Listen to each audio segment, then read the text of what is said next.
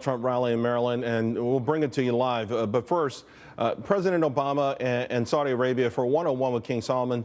This, of course, as tensions have been building, particularly over a Senate bill that could actually enable families of 9/11 victims to go after the Saudi Arabian government for any role they may have played in terror attacks. Joining me now, Morgan Ortega's Captain Chuck Nash and Steve Rogers. And Captain Nash, let me start with you. Earlier in the week, had Lieutenant Colonel Ralph Peters, who said Saudi Arabia is our enemy. He made no bones about it.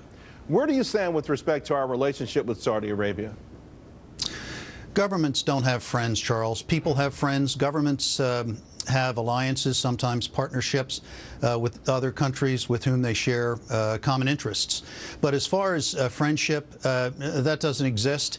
Enemies, they're not an active enemy yet. That has to be proven. But that 28 pages that everybody wants to see released, it's kind of like damning them without proof. Back in 2003, a year after that report came out, the then foreign minister of Saudi Arabia called it, an affront to logic and fairness that 28 blank pages are being considered substantial evidence of guilt of a country that's been an ally and a friend of the United States, in his terms, a friend of the United States. So let's see what's in those 28 pages, but they should be released. Well, I mean, here's the thing, Morgan Ortega, you were an attaché in Saudi Arabia. You spent a lot of time there.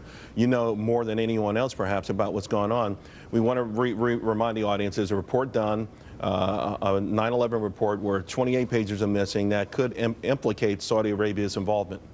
Yeah, well, what it's implicating is that, or what people are inferring is that there may be perhaps cooperation from the highest levels of the Saudi government. And I agree with what Captain Nash just said, that without those pages being public, there's no way for us to judge and know that.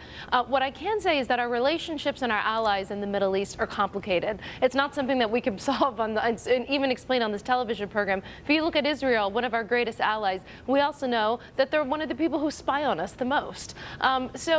All of our relationships, as Captain Nash said, with any government are complicated, but what you can say over the past 10 years, especially as the Saudi Arabian government began being attacked by al-Qaeda, is that they started working with us extensively on the counterterrorism relationship. It's been reported publicly that the bombs that were stopped, that were being flown, that were being sent from Yemen to the temples in Chicago, you probably remember that about 4 or 5 years ago, it was reported that that intelligence came from Saudi Arabia. So I think it's important to remember that our relationship with our allies in the Middle East are very nuanced, and trying to implicate the top of a government, you need substantial proof. So the 28 pages should be open, in my opinion. Maybe they should be, but they're not, Steve. And people think that our relationship with Saudi Arabia has gotten more acrimonious at the least. Charles, as was said earlier by both Morgan and the captain, we can't judge on what we can't see, but we can make a judgment on the performance of the President of the United States. He has decimated our relationships worldwide with every country except Iran and North Korea.